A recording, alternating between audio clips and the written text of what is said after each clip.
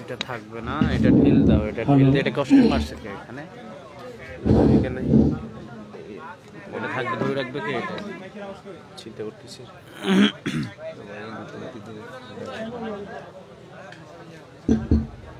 কষ্টিপেটা খোলো, এটা সরাও, কষ্টিপেটা খোলো।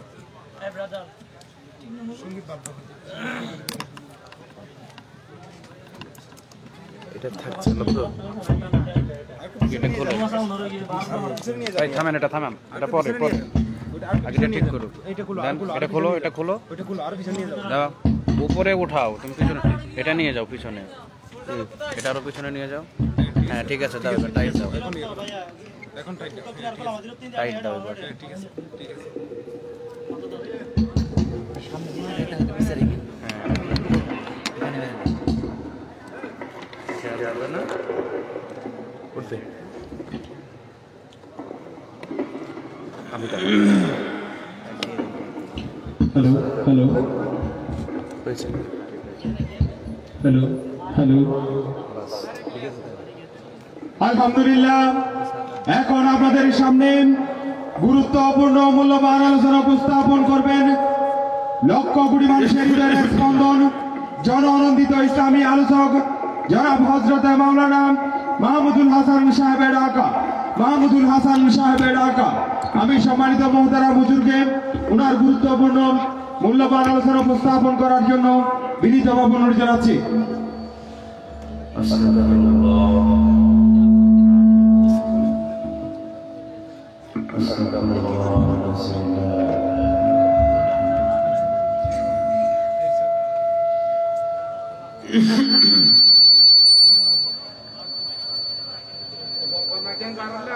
আসসালামু আলাইকুম ওয়া রাহমাতুল্লাহি তাআলা ওয়া বারাকাতুহু।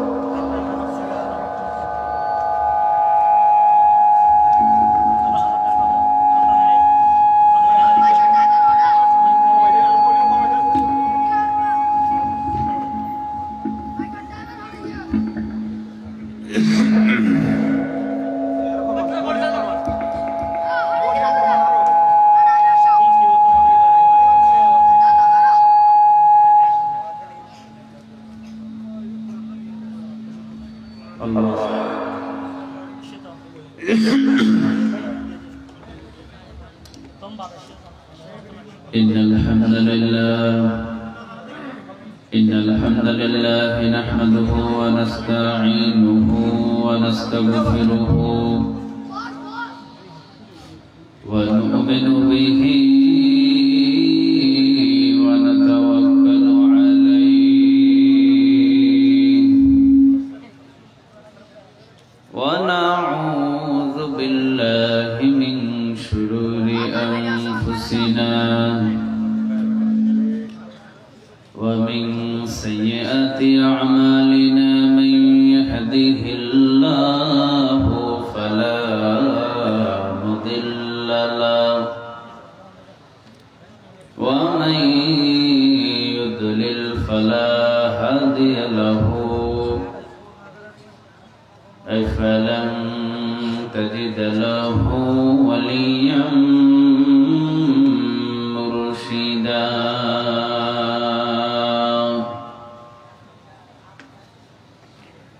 ونشهد أن لا إله إلا الله وحده لا شريك له والذي لا ضد له ولا ند له، لا مثل له ولا مثيل له، لا وزير له ولا كفيل له، لا شبه له ولا شبيح له، لا ولد له ولا والد له، وهو الواحد الفرد الصمد، لم يلد ولم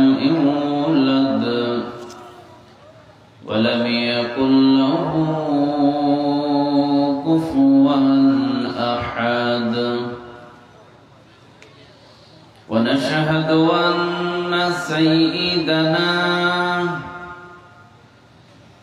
ونبينا وحبيبنا وبشيرنا ونذيرنا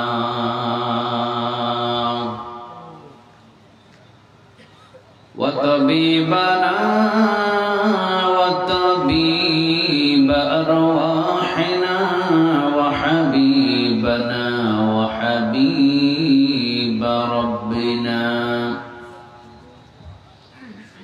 محمدا عبد الله ورسوله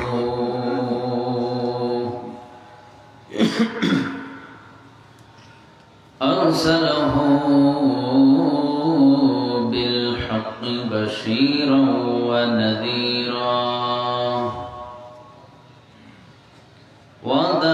وداعيا إلى الله بإذنه وسراجا منيرا أما بعد فقد قال الله تعالى في كلامه المجيد وفي فرقانه الحميد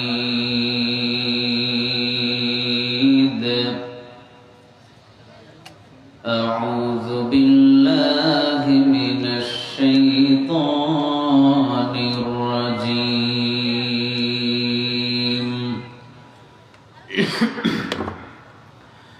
بسم الله الرحمن الرحيم إن الله وملائكته يصلون على النبي يا أيها الذين آمنوا صلوا عليه وسلموا تسليما اللهم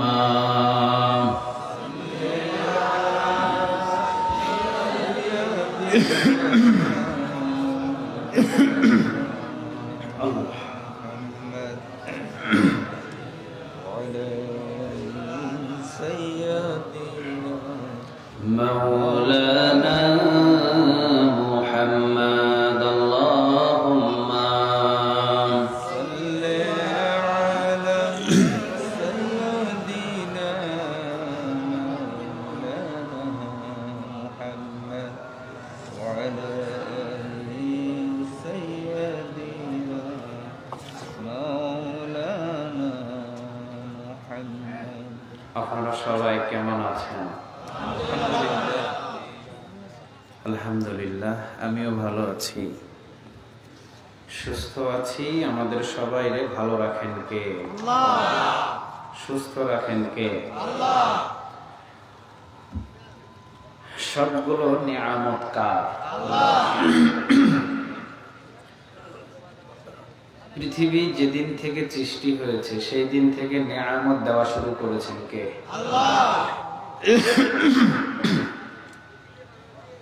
আল্লাহু আকবার। আল্লাহ নিয়ামত গণনা করে শেষ করা যাবে? কথা বলেন, কেউ পারবেন? এই জন্য আল্লাহ বলে দিলেন, আমার নিয়ামত গুণে তোমরা শেষ করতে পারবে না। ওয়া ইন তাউদ্দু নি'মাতাল্লাহি লা তুহসুহা। আল্লাহ বলছেন আমার নিয়ামতের কোনো শেষ নাই। তোমরা যদি গণনা শুরু করো, গণনা করতে করতে তোমাদের হায়াত শেষ হয়ে যাবে। তোমাদের পরবর্তী জীবনেরাও যদি শুরু করে তারাও শেষ হয়ে যাবে, আবার নিয়ামত গুণে শেষ করা যাবে না। সুবহানাল্লাহ বলতে পারলেন? আল্লাহ আপনাদেরকে বেশিক্ষণ ধরে রাখবো না, অন্তত 1 ঘন্টা বসে থাকতে পারবেন? বেশি সময় আমি আপনাদের কাছ থেকে নেব না। এখন অধিকাংশ মাহফিলে বক্তারা ওয়াজ করে কম, দর্শক ওয়াজ করে বেশি, ঠিক কিনা? বক্তারা এখন বেশি ওয়াজ করে না, টাইমই পায় না। আপনাদের দিকে আছে কিনা জানি না।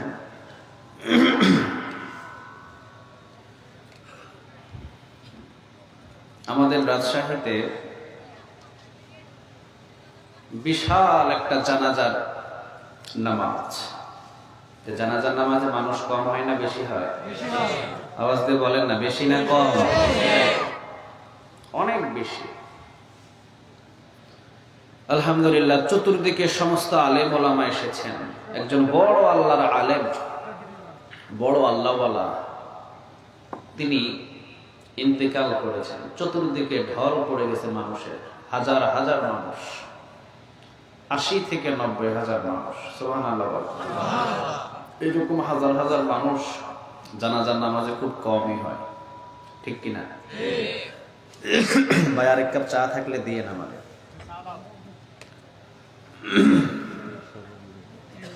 আসলে এই যে যারা বসে আছেন, আমি আল্লাহর কাছে দোয়া করি আল্লাহ সুবহানাহু ওয়া তাআলা যেন সবাইকে সুস্থ রাখে।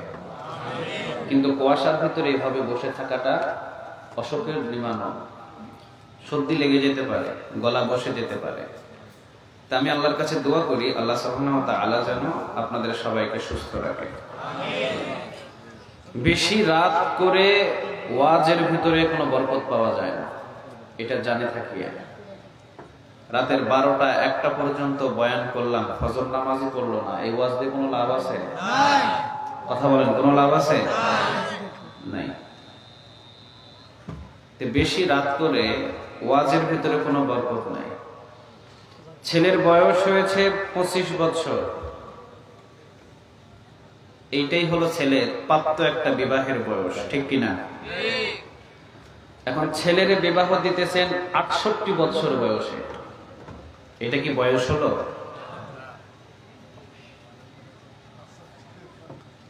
পঁয়ষট্টি বছর বয়সে ছেলের বিবাহ দিচ্ছে। কাজেই আপনাদের সিস্টেমটা হয়ে গেছে, বক্তা বসাবেন 9টা থেকে 9:30, 11টার ভিতরে আলোচনা শেষ।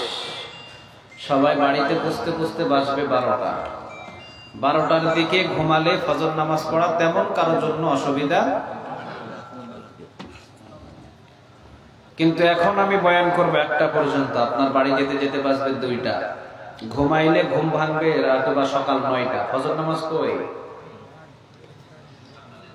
ওয়াজ কিসের জন্য? নামাজের জন্যই তো। কিসের জন্য?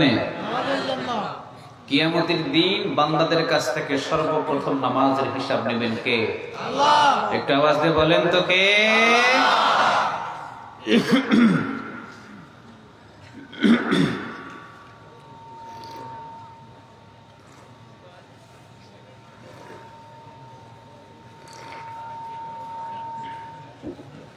আলহামদুলিল্লাহ।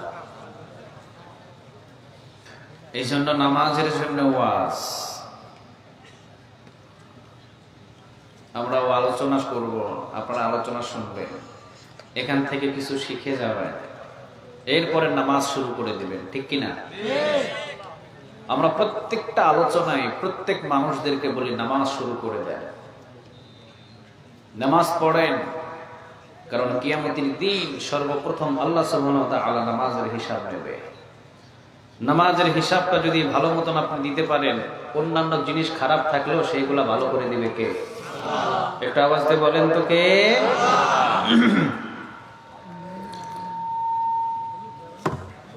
এই জন্যে সবকিছুর একটা সময় আছে। তো আজকে একটু দীর্ঘ সময় লেট হয়ে গেল, যাক নসিব আল্লাহ সুবহানাহু ওয়া তাআলা আমাদের সবাইকে কুয়াশার ভিতরে বসে থাকার জন্য তৌফিক দান করুক এবং সুস্থতা দান করুক। আমিন। তাহলে ছেলের প্রাপ্ত বয়স্ক হলো 25 বছর। এই 25 বছর বয়সে বিবাহ দিতে হবে নাকি 68 বছর বয়সে বিবাহ দিবে? আপনারা সবাই বলেন কত বছর? 25 না 60? 25।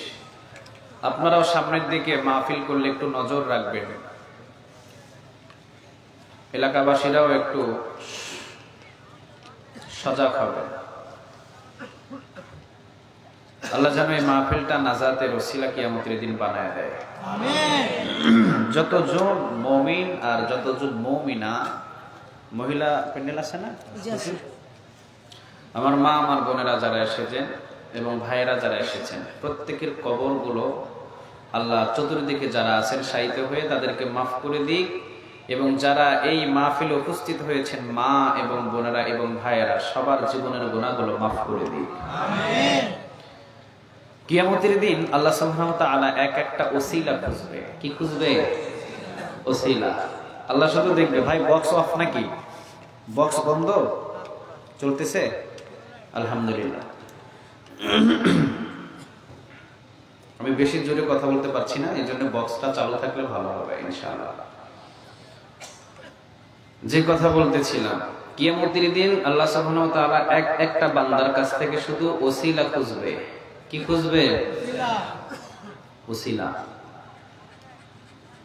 একটা ছোট্ট ওসিলা যদি আল্লাহ পেয়ে যায়, ওই ওসিলার খাতির করে আল্লাহ মাফ করে বান্দাকে জান্নাতে ঢুকিয়ে দেবে। সুবহানাল্লাহ। সুবহানাল্লাহ বাড়িতে গিয়ে বললেন। সুবহানাল্লাহ। তো আল্লাহর কাছে দোয়া করি, আল্লাহ যেন কিয়ামতের দিন এই মাহফিলটা আমাদের সবার জন্য ওসিলা বানায় দেয়। আমিন। একটু আওয়াজ দিয়ে বলা যায় না আমিন? দীর্ঘ সময় আমি আপনাদের কাছে নিব না, অল্প কিছু সময় আমি আপনাদের সাথে শেয়ার করব ইনশাআল্লাহ। আসলে পৃথিবীতে আমরা থাকার জন্য আসি নাই, নাকি থাকবেন? কে কে থাকবেন দেখি, তুই হাত তোলেন তো। আলহামদুলিল্লাহ, কেউ থাকবো না। আমরা থাকার পক্ষে নয়, আমরা চলে যাওয়ার পক্ষে। আমরা থাকতে আসি নাই, আমরা যেতে এসেছি। আমি এখানে মাহফিল করতে এসেছি, এখানে কি থাকতে এসেছি আমি? না। ঠিক আমরাও এইরকম ভাবে এসেছি দুনিয়াতে, থাকার জন্য নয়, যাওয়ার জন্য। কিন্তু আল্লাহ বলছেন চলেই তো যাবেন, আমাদেরকে তো চলেই যেতে হবে, কিন্তু কি নিয়ে যাবেন? কি নিয়ে যাবেন? কখনো কি চিন্তা করেছেন এগুলা? এখনো পর্যন্ত চিন্তা করেন। আল্লাহ তুমি প্রত্যেকটা বান্দাকে এই কোরআন দিয়ে তাদের নিজেদের জীবনটাকে পরিচালনা করার তৌফিক দান করো, আমরা বলি আমিন। এই কোরআনটা সবাই চিনেন তো? সবার ঘরে আছে? কেন রাখছেন? দেখার জন্য? কিসের জন্য? পড়ার জন্য। বিদেশ থেকে ছেলে চিঠি লিখেছে বাবার কাছে। এখন তো টেলিফোনের যুগ, তখন তো আর টেলিফোন ছিল না, ঠিক কিনা? 1 মাস পরে চিঠিটা এসেছে বাবার কাছে। বাবা চিঠিটা হাতে পেয়ে, ও তো আর বাংলা পড়তে জানে না, 10 কিলোমিটার দূরে আছে একটা প্রাইমারি স্কুলের টিচার, উনি আবার কোন রকম বাংলা পড়তে পারে, ওর কাছে চলে গেছে 10 কিলোমিটার দূরে। যাওয়ার পরে শিক্ষককে বলছে, মাস্টার সাহেব আমার ছেলে তো একটা চিঠি পাঠিয়েছে, তো এই চিঠিটা একটু আপনি পড়ে আমাদেরকে শোনান, কি লিখছে আপনি একটু বলেন। মাস্টার সাহেব বলছে এখন আমার সময় নাই, রাতের 10টা বাজে আসো। কয়টা বাজে? 10টা বাজে। 10 কিলোমিটার দূরে আবার বাড়িতে, আবার রাতের 10টা বাজে আবার এসেছে। আসার পরে বলছে মাস্টার সাহেব 10টা বাজে বলছেন না, আসছি, আধা ঘন্টা দেরি করো। কয় ঘন্টা? আধা ঘন্টা দেরি করছে। এরপরে চিঠিটা খুলে বিসমিল্লাহ বলে বাংলা পড়া শুরু করেছে। মিয়া, বিদেশ থেকে ছেলে চিঠি পাঠিয়েছে, ওই চিঠিটা নিজে পড়তে পারেন না, মাস্টার সাহেবের কাছে 10 কিলোমিটার গেলেন, আবার আসলেন, আবার রাতের 10টা বাজে গেলেন, আবার আধা ঘন্টা দেরি করলেন। কি লিখেছে যে আমার ছেলে শুনতেই হবে। বিপদে আছে না ভালো আছে? না পড়া ছাড়া বোঝা যাবে? কথা বলেন। আল্লাহ রাব্বুল আলামিন বলেন বান্দা পৃথিবীর ভিতরে আমি একটা 30 পারা কোরআন, এই 30 পারা কোরআন আমি তোদের কাছে সিটি হিসাবে দান করে দিলাম, কিন্তু বাংলার জমিনের ভিতরে, পৃথিবীর জমিনের ভিতরে অনেক মানুষ আছে আল্লাহর এই চিঠিটাকে আজ পর্যন্ত হাত দিয়ে ছয় না। ঠিক কিনা? আছে না এরকম? আল্লাহ বললেন ছেলে বিদেশ থেকে চিঠি পাঠায়, চিঠিটা পড়ানোর জন্য 10 কিলোমিটার দূরে, আবার 10 কিলোমিটার এসে রাতের 10টা বাজে আবার যায় আবার আসে, কত আকতি মিনতি মাস্টার সাহেব করে। ছেলের মাত্র 10টা লাইনের চিঠি শোনার জন্য কলিজার ভিতরে আকুল আবেদন টান হয়ে আছে, আকর্ষণ হয়ে আছে। বান্দা আল্লাহ রাব্বুল আলামিন বলেন 30 পারা কোরআনের একটা চিঠি আমি তোদের উপরে নাজিল করলাম, তোদের কাছে দিলাম। বান্দা আজ পর্যন্ত একটা দিন হাত দিয়ে শুলি না চিঠিটা ভালো না খারাপ। এটা দুঃখের বিষয় না? কথা বলেন, কিসের বিষয়? দুঃখের বিষয়। এই জন্য আজ থেকে কোরআন শেখা শুরু করবেন না, ছেড়ে দিবেন? কি করবেন? ছাড়বেন না ধরবেন? আওয়াজ দিয়ে বলেন, ছাড়বেন না ধরবেন? শুধু কি ধরবেন নাকি মৃত্যু পর্যন্ত তেলাওয়াত করবেন? আল্লাহ তুমি কবুল আর মঞ্জুর করো। আওয়াজ দিয়ে বলেন আমিন। আমার কবরে আপনি যাবেন না, আপনার কবরে আমিও যাব না, নাকি কারো কবরে কেউ যাবে? যাবে? যাবে? আপনার নেক আমল আপনার থাকবে, আমার নেক আমল আমার থাকবে।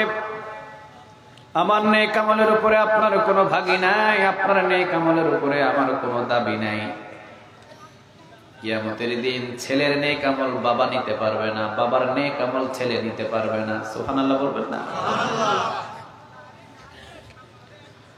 পৃথিবীর ভিতরে যদি কোরআন শিখতে পারেন আর যদি কোরআন পড়ে পড়ে নিজের জীবনটাকে পরিচালনা করে যেতে পারেন, কোরআনওয়ালা বান্দাদের জন্য জাহান্নামের জায়গা নয়। কারণ জাহান্নাম কখনো কোরআনের কাছে স্পর্শ হতে পারে না। কোরআনটাকে দেখলেই জাহান্নাম ধাউ ধাউ করে নিভে যায়। আল্লাহ বলেন যে বান্দাদের ভিতরে কোরআনের তেলাওয়াত থাকবে, কোরআন থাকবে, কিয়ামতের দিন বান্দারা সঠিকভাবে হিসাব দিয়ে আমার জান্নাতের বাসিন্দা তারা হয়ে যাবে। কোরআন নিয়ে জান্নাতে যেতে পারবেন। কোরআন যদি তেলাওয়াত করেন, শুধুমাত্র আল্লাহ রাব্বুল আলামিন বলেন পৃথিবীর ভিতরে আমি সম্মান দিব তা নয়, কিয়ামতের দিন যারা কোরআন তেলাওয়াত করবে তাদেরকে সম্মান দিব। আর দুনিয়াতে যারা কোরআনের সাথে থাকবে দুনিয়াতেও সম্মান দিবে একজন, তিনি কে? আপনাদের এলাকাতে একটা কাঠের নাম বলেন তো দেখি। কাঠ আছে না আপনাদের এলাকায়? সেগুন কাঠ আছে? দাম কম না বেশি? অনেক বেশি না? অনেক বেশি। আল্লাহ বলেন বান্দা কোরআনের সাথে যখন তোর সম্পর্ক হবে তোর সম্মান বেড়ে যাবে, তোর মর্যাদা বেড়ে যাবে, তোর আয় উন্নতি বেড়ে যাবে, তোর উপরে বরকতের দুয়ারগুলো খোলা হয়ে যাবে। আল্লাহর কসম করে বলি আজ নাস্তিকেরা যত ভোগ বিলাস করে সব হলো কোরআনওয়ালা বান্দাদের জন্য। ঠিক কি না?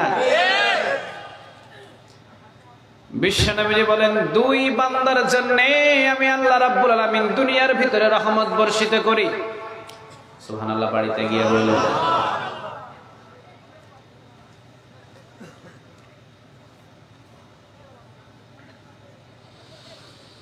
দুই ধরনের বান্দার জন্য আমি আল্লাহ রাব্বুল আলামিন দুনিয়াটাকে টিকিয়ে রাখি।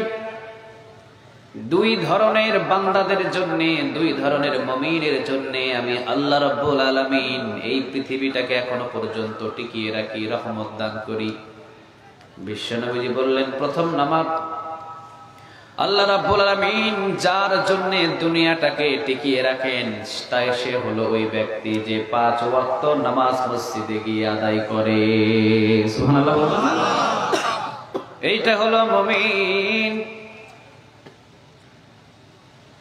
5 ওয়াক্ত নামাজ যে মসজিদে আদায় করে, অর্থাৎ মসজিদের সাথে যার সম্পর্ক হয়, মসজিদের সাথে যার আত্মীয়তা হয়, আজান দিতেই দেরি, মসজিদে যাইতে দেরি নাই, এমন লোক আছে না নাই?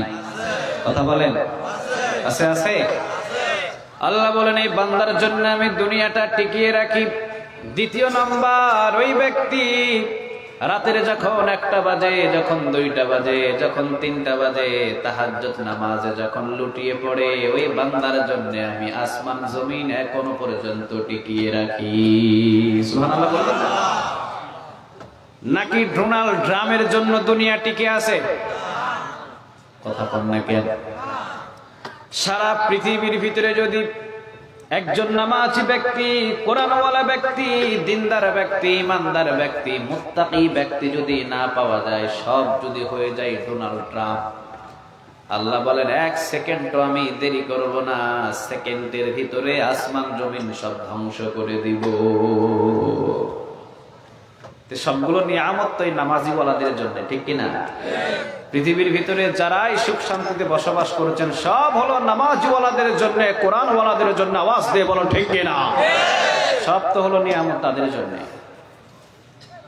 এই কোরআন যদি তেলাওয়াত না করে নিয়ামত পাবে? মসজিদে নামাজ না পড়লে নিয়ামত আসবে? কথা বলেন, আসবে? আসবে। নাস্তিকদের জন্য এই দুনিয়াটাকে আল্লাহ টিকিয়ে রাখে নাই। আল্লাহ দুনিয়াটা রেখেছেন শুধু মুমিন আর মুত্তাকিদের জন্য। আজকে সেই মুমিন আর মুত্তাকিদেরকে জীবন্ত অবস্থায় জবাই করা হচ্ছে। পৃথিবীর ভিতরে যদি মুমিন আর মুত্তাকি না থাকে, আল্লাহর কসম পৃথিবীটা কখনো টিকে থাকতে পারে না। এই পৃথিবীটা ধ্বংস হয়ে যাবে। কিন্তু এটা আজ পর্যন্ত পৃথিবীর কেউ বুঝতেছে না। আল্লাহ বলেন একজন মুমিন আর একজন মুত্তাকির জন্য আমি পৃথিবীটাকে টিকিয়ে রাখবো। সুবহানাল্লাহ বলবেন না? মুসলিম শরীফের বর্ণনা, বিশ্বনবীজি বলেন কিয়ামত ততক্ষণ পর্যন্ত হবে না একজন বান্দা যদি আল্লাহ আল্লাহ বলে ডাকে। আল্লাহ রাব্বুল আলামিন বলেন বান্দা, একটা বান্দা যদি আমার জমিনের ভিতরে আল্লাহ আল্লাহ বলে আমারে ডাকে, ততক্ষণ পর্যন্ত আমি আল্লাহ কিয়ামত পাঠাবো না। সুবহানাল্লাহ বলবেন না? কারণ ওই মুমিন আমার জিকির নিয়ে ব্যস্ত। ওই একজন মুমিনের জন্য, একজন মুত্তাকির জন্য 7 আসমান আর জমিন গুলো আমি ঠিক জায়গায় রেখে দিব। কিন্তু পৃথিবীর ভিতরে যখন আমি আল্লাহকে আল্লাহ বলে ডাকার মতো কোনো মানুষ খুঁজে পাওয়া যাবে না, পৃথিবীটা 1 সেকেন্ডের জন্য আমি রাখবো না। পৃথিবী তো টিকেই আছে মুমিন আর মুত্তাকিদের জন্য। কথা বল না কেন? পৃথিবী তো টিকেই আছে 30 পারা কোরআনের জন্য। যারা সকাল বিকাল এই কোরআনটাকে রিসার্চ করে তাদের জন্য এই পৃথিবীর ভিতরে সব নিয়ামত। আওয়াজ দিয়ে বলো ঠিক কিনা? আজকে তারা হয়ে গেছে চোখের কাল, তারাই হয়ে গেছে মৌলবাদী। কি হয়ে গেছে? তারাই হয়ে গেছে রাজাকার। আহা! কিন্তু আল্লাহ রাব্বুল আলামিন বলেন বান্দা, আমার কোরআন হলো এমন একটা কিতাব যে এই 30 পারা কোরআন ধরবে তার জীবনটা আলোকিত করে দিবে। সুবহানাল্লাহ বলবেন না? আপনারাই বলেন আলোকিত ভালো না অন্ধকার ভালো? আপনারা কোনটা চান, আলোকিত না অন্ধকার? সবাই বলেন তো দেখি কি চান? আলোকিত। অন্ধকারের ভিতরে জেনা করা যায়, অন্ধকারের ভিতরে চুরি করা যায়, অন্ধকারের ভিতরে টেন্ডারবাজি করা যায়, অন্ধকারের ভিতরে মানুষের ধন সম্পদগুলো চুরি করা যায়, আত্মসাৎ করা যায়, মানুষ খুন করা যায়, মানুষ গুম করা যায়। আলোর ভিতরে কি করা যায়? কথা বলেন, যায় যায়। আল্লাহর কসম করে বলি, যাদের কাছে কোরআন নাই তারা হলো অন্ধকার, তাদেরকে দিয়েই চুরি করানো হয়। আওয়াজ দিয়ে বলো ঠিক কিনা? যাদের কাছে কোরআন নাই তাদেরকে দিয়ে মানুষ খুন করানো হয়। যাদের কাছে কোরআন নাই তাদেরকে দিয়ে মিথ্যা সাক্ষী দেওয়া হয়। যাদের কাছে কোরআন নাই তারাই ধর্ষণ করে, যাদের কাছে কোরআন আছে তারা জীবনে ধর্ষণ করতে পারে না। এই কোরআন হলো আলো। কোরআনটা কি আলো? আলোর ভিতরে চুরি করা যায়, ডাকাতি করা যায়, মিথ্যা কথা বলা যায় যায়। আর যাদের কাছে কোরআন নাই তারা কি আলো না অন্ধকার? সবাই তো কয় না। তাদের কাছে টেন্ডারবাজ, তারাই চোর, তারাই ডাকাত, তারাই মিথ্যাবাদী। তারা এই অন্ধকারের ভিতরে 10 কিলোমিটার রাস্তার টাকা এক রাতের ভিতরে খেয়ে ফেলে। চিল্লা বলেন ঠিক কিনা? আর যদি কোরআন থাকে, আলো থাকে, চুরি করতে পারবে, ডাকাতি করতে পারবে, মিথ্যা সাক্ষী দিতে পারবে, টেন্ডারবাজি করতে পারবে না। তাদেরকে দিয়ে ওইগুলা করানো যাবে না। এই জন্য আল্লাহ রাব্বুল আলামিন বলেন, বান্দা কোরআনটা হলো আলো। এইটা হলো এমন আলো, এই আলো যদি তোমার জীবনের সাথে জড়িয়ে যায়, তোমার জীবনের সাথে লেগে যায়, তোমাকেও আলোকিত করে দিবে। সুবহানাল্লাহ বলবেন? তোমার জীবনটা আলোকিত করে দিবে। আর আলোকিত মানুষদের জন্য আমার জান্নাত কিন্তু অন্ধকার নয়। জান্নাতটা আলোকিত বানায় রাখছেন কে? আলোকিত মানুষদের জন্য আলোকিত জান্নাত, আর অন্ধকার মানুষদের জন্য জাহান্নাম। জাহান্নামের ভিতরে আলো আছে? সবাই তো কয় না। জাহান্নাম কি আলোকিত না অন্ধকার? জাহান্নামের আগুনের রংটা বলেন। দেখছেন, সবাই জানে জাহান্নামের আগুনের রং কি? কালো। যে অন্ধকার সেই তো অন্ধকারের ভিতরে যাবে, ঠিক কিনা? আর যার ভিতরে আলো থাকবে, আল্লাহ বলেন তার জন্য আমার জান্নাত, তার জন্য অন্ধকার জাহান্নামের কোনো ব্যবস্থা করি না। আর যার ভিতরে কোরআন আছে সে যাবে জান্নাতে। আর কোরআন না থাকলে কোথায়? জাহান্নামে। বোঝা যায় কোরআন যদি আমি ছেড়ে দিই, এই কোরআনের বিরোধিতা যদি আমার দ্বারায় হয়, আল্লাহর কসম করে আমি এই মাহফিলের ভিতরে চ্যালেঞ্জ করে বলে গেলাম, আল্লাহর জান্নাতে যাইতে পারবে না। কথা বলেন, যাইতে পারবে না। পৃথিবীর কোন দল, পৃথিবীর কোন মত, পৃথিবীর কোন নেতা, পৃথিবীর কোন নেত্রী, কোন আওয়ামী লীগ, কোন বিএনপি, জাতীয় পার্টি আর যাই বলেন না কেন, কোন দল আপনারে জান্নাতে নিয়ে যেতে পারবে না। জান্নাতে নিয়ে যাওয়ার জন্য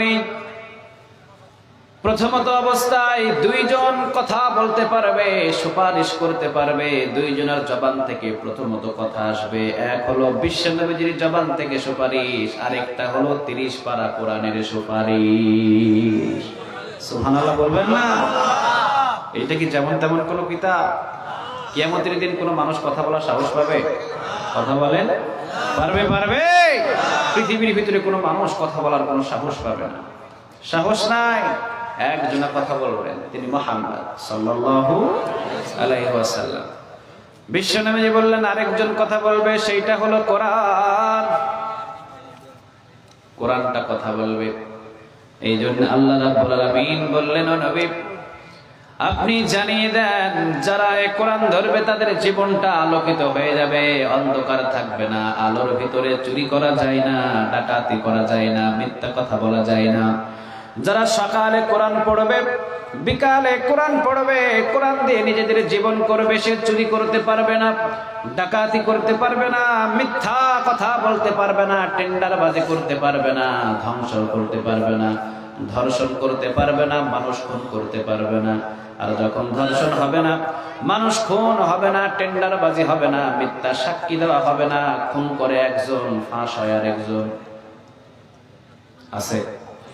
কথা বলেন। জেনা করে একজন, ধর্ষণ করে একজন, যাবজ্জীবন দেয় আর একজন। কথা কন না কেন? এই ধরনের কোনো বাটপারি থাকবে না। এই জন্য কোরআনটাকে যতদিন পর্যন্ত না ধরবেন ততদিন পর্যন্ত অন্ধকার, আর কোরআনটা ধরলে আলোকিত করে দিবেন কে? এই জন্য কোরআনটা ধরলে সম্মান বাড়ে না কমে? একটা আওয়াজ দিয়ে বলেন তো দেখি, এই সম্মানটা বাড়ায় দেন কে? আওয়াজ দিয়ে বলতে হবে কে? এলাকার ভিতরে দামি কাঠের নামটা কি? সেগুন। কি কাঠ? সেগুন কাঠ। এই সেগুন কাঠ দিয়ে আপনারা এই যে ফার্নিচার বানিয়েছেন, সোফা বানিয়েছেন, খাট বানিয়েছেন, কত কি বানিয়েছেন। প্রতিদিন আপনারা খাটের উপরে ঘুমান, কই কোনোদিন সালাম করছে? কেউ করছে? সালাম করছে? একদিনও সালাম নাই। কিন্তু একটা খাটের দাম কত? সেগুন কাঠের 40,000, 50,000 আছে না? কিন্তু সেগুন কাঠ সবচেয়ে দামি কাঠ নয়, সবচেয়ে নিম্নমানের কাঠের নাম বলেন? মান্দার। কিসের কাঠ? মান্দার কাঠ। এই মান্দার কাঠ দিয়ে আপনি ছোট্ট করে একটা কোরআন শরীফ তেলাওয়াত করার জন্য রেহাল বানিয়েছেন। রেহাল কি বানাইছেন? রেহাল। এই রেহালটা বানানোর পরে আপনি মান্দার কাঠের উপরে প্রতিদিন এই 30 পারা কোরআনটা দিয়ে আউযু বিল্লাহি মিনাশ শাইতানির রাজীম বিসমিল্লাহির রহমানির রহিম প্রতিদিন আপনি সকালে আর বিকালে তেলাওয়াত করেন। প্রতিদিন তেলাওয়াত করেন। করতে করতে হঠাৎ আপনার ডান পায়ের গোড়া আঙ্গুলটা ওই রেহালার ভিতরে লেগে গেছে। আপনি কি করবেন? কি করবেন? দেরি করবেন? দেরি হবে? আল্লাহ রাব্বুল আলামিন বলেন, বান্দা সেগুন গাছের কাঠ দিয়ে 30,000 40,000 টাকা দিয়ে খাট বানাতে পারবে, কিন্তু কোরআনের সাথে সম্পর্ক নাই, এজন্য 1000 লাঠি লাগলেও কোনো সালাম নাই। কিন্তু যদিও কম দামি কাঠ, মান্দার কাঠ, যদিও কম দামি, কিন্তু এই মান্দার কাঠ 30 টাকা 40 টাকা অথবা 50 টাকা দাম। তেলাওয়াত শুরু করার শুরুতে তেলাওয়াত করতে করতে হঠাৎ যদি পা লেগে যায়, সাথে সাথে সালাম শুরু হয়ে যায়। কারণটা কোনো বুঝোস নাই। আল্লাহ রাব্বুল আলামিন বলেন, বান্দা সেগুন কাঠ যদিও দামি, কোরআন থেকে অনেক দূরে, মর্যাদা নাই, সম্মান নাই, কিন্তু যদিও কম দামি মান্দার কাঠ 30 পারা কোরআনের সাথে 24 ঘন্টা লেগে থাকার কারণে মান্দার কাঠের সম্মান বাড়ায় দিয়েছেন কে? এই জন্য কোরআনের সাথে থাকলে সম্মান বাড়বে না কমবে? একটু আওয়াজে বলেন তো দেখি, বাড়বে না কমবে? এই কোরআনটা ধরেছিলেন আবু বকর সিদ্দিক রাদিয়াল্লাহু তাআলা আনহু, কিন্তু আবু বকরের সম্মান বাড়ছে না কমছে? এই সম্মানটা বাড়ায়া দিয়েছেন কে? এই কোরআনটা ধরছেন হযরত খাদিজা রাদিয়াল্লাহু তাআলা আনহা। খাদিজার সম্মান বেশি না কম? আওয়াজ দিয়ে বলতে হবে, বেশি না কম? দুইজন সর্বপ্রথম কোরআন ধরলেন। পুরুষদের ভিতরে প্রথম হলেন আবু বকর সিদ্দিক রাদিয়াল্লাহু তাআলা আনহু, আর মহিলাদের ভিতরে ধরলেন খাদিজা রাদিয়াল্লাহু তাআলা আনহা। সুবহানাল্লাহ বলবেন না? খাদিজা কোরআনটারে ধরার কারণে সম্মান কমে নাই। খাদিজা কোরআনটারে ধরার জন্য মর্যাদা কমে নাই, বরং কোরআনটারে ধরার জন্য খাদিজার সম্মান মর্যাদা বাড়িয়ে দিয়েছেন কে? বিশ্বনবী কবরের আলোচনা করলেন। কবরের আলোচনা কিসের আলোচনা? বিশ্বনবী বললেন, সবাইকে মরতে হবে, সবাই চলে যাবে, কেউ পৃথিবীতে সারা জীবন টিকে থাকবে না। কবরের ভিতরে প্রশ্ন হবে, ওই প্রশ্নের উত্তর যদি কোনো মানুষ না দিতে পারে তাহলে অবস্থা খারাপ হয়ে যাবে। কবরের আযাব থেকে কেউ তারে বাঁচাতে পারবে না। প্রশ্ন হবে কয়টা? আওয়াজ দিয়ে বলেন কয়টা? মুসলিম শরীফের বর্ণনায় কেউ কেউ বলেন 5টা। কয়টা? মুসলিম শরীফের বর্ণনা এক জায়গায় লেখা আছে কবরের প্রশ্ন হতেও পারে 5টা, হইতে পারে 4টা, হইতে পারে 3টা, তবে কমসে কম প্রশ্ন হবে কয়টা? আওয়াজ দিয়ে বলেন। এই কথা বলো না, এই কথা কাউ কেন?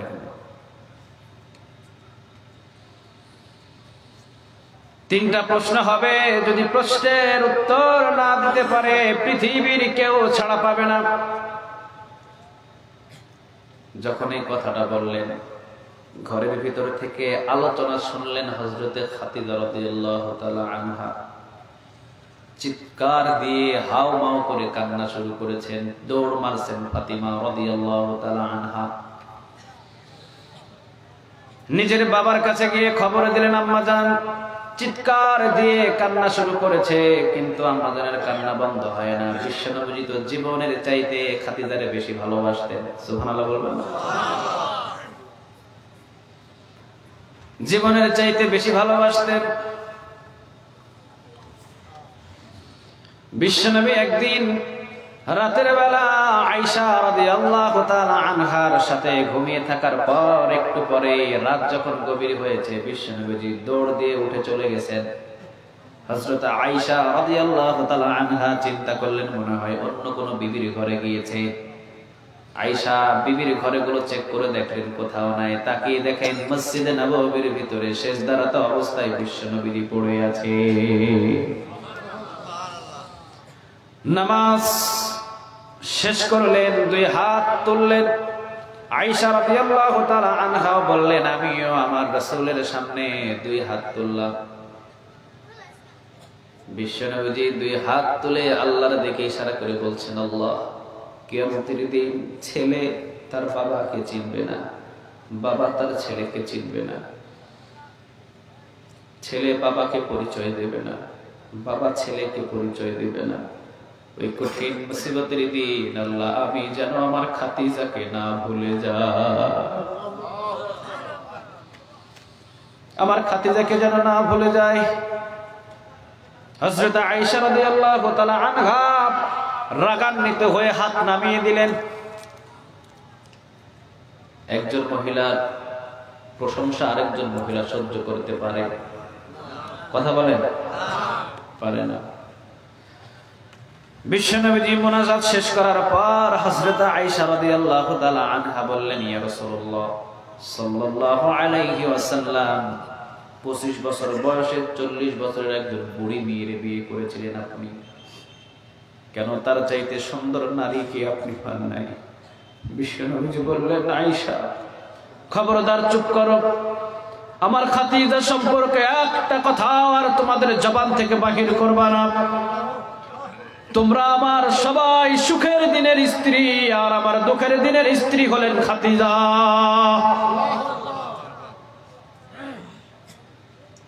আমার দুঃখের দিনের স্ত্রী হলেন খাদিজা। শোনো রে আয়েশা, ওয়াল্লাহি আল্লাহর কসম করে বলছি, যদি আমার খাদিজা এখনো পর্যন্ত জীবিত থাকতো, বিশ্বনবীকে দ্বিতীয় বিবাহ পৃথিবীর কেউ করাতে পারত না। দ্বিতীয় কোনো বিবাহের আমার প্রয়োজনই হতো না। যদি আমার খাদিজা জীবনে যদি বেঁচে থাকতো, আমি জীবনে কোনোদিন দ্বিতীয় বিবাহ করতাম না। তোমরা আমার সুখের দিনের স্ত্রী। এখন তো আমি মদিনার প্রেসিডেন্ট, এখন তো আমি মক্কার প্রেসিডেন্ট, কিন্তু আমার খাদিজা এমন একটা সময় আমার সাথে ছিল, মক্কায় যখন মাথা রাখার আমার কোনো জায়গা ছিল না।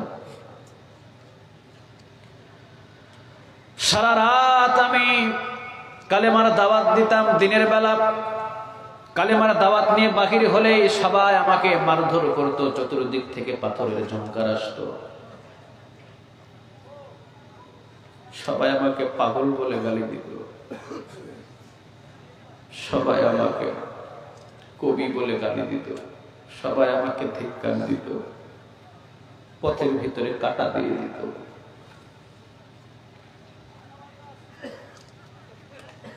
আমি দিনের বেলা বাহির হতে পারতাম না,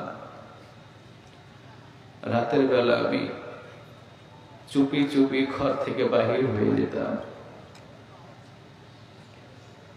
চলে যেতাম যারা কালেমা পড়ে মুসলমান হয়েছে তাদের খোঁজখবর নেওয়ার জন্য। চতুর্দিকে খোঁজখবর নিয়ে যখন আবার সুবহ সাদিক হয়ে যেত, এরপরে আমি নিজের ঘরে চলে আসতাম, দরজায় এসে ডাক দিতাম খাদিজা, সাথে সাথে দরজা খুলে যেত, এক সেকেন্ডও দেরি হতো না। আমি খাদিজারে বলতাম, খাদিজা তুমি কি ঘুমাও নাই? খাদিজা বলতেন, ইয়া রাসূলুল্লাহ আপনি সারা রাত জেগে জেগে আপনার সাহাবীদের খবর নেন, আর আমি খাদিজা বিছানায় পিঠ লাগিয়ে ঘুমাবো, আপনি দরজায় এসে খাদিজা খাদিজা বলে ডাকবেন, খাদিজার এটা বেয়াদবি হয়ে যাবে, এই জন্য আমিও সারা রাত কখনো ঘুমাই না।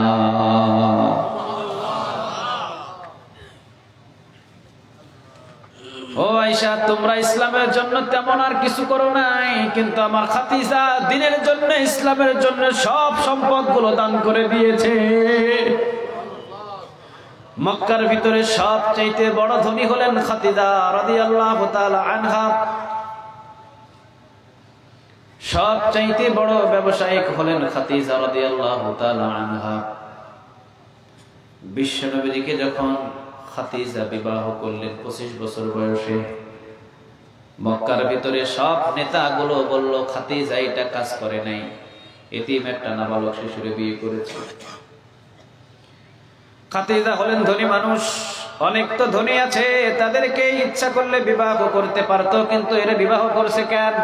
খাদিজার কানের ভিতরে কথা আসলেন, মক্কার ভিতরে সবাই বিশ্বনবীকে ছোট করছে, বিশ্বনবীকে মন্দ বলছে, গরিব বলছে, মিসকিন বলছে। সব নেতাদেরকে খাদিজা দাওয়াত দিলেন। সুবহানাল্লাহ। দাওয়াত দেওয়ার পর সব নেতাগুলো বসে আছে। খাদিজা প্রশ্ন করলেন, তোমাদের কাছে আমার কয়েকটা প্রশ্ন, উত্তর দিবা। বললেন প্রশ্ন করো। খাদিজা প্রশ্ন করলেন, বলো তো দেখি, মক্কার ভিতরে মদিনার ভিতরে সবচাইতে সুন্দর সুপুরুষ আছে কয়টা? সবাই বললেন একটা। জোরে বলেন কয়টা?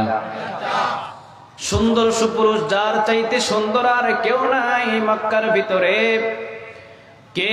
নামটা বলো। সবাই উচ্চ সুরে নাম দিয়ে বললেন আব্দুল্লাহ ইবনে মুহাম্মদ। সুবহানাল্লাহ বলবেন না? আব্দুল্লাহর ছেলে মুহাম্মদ।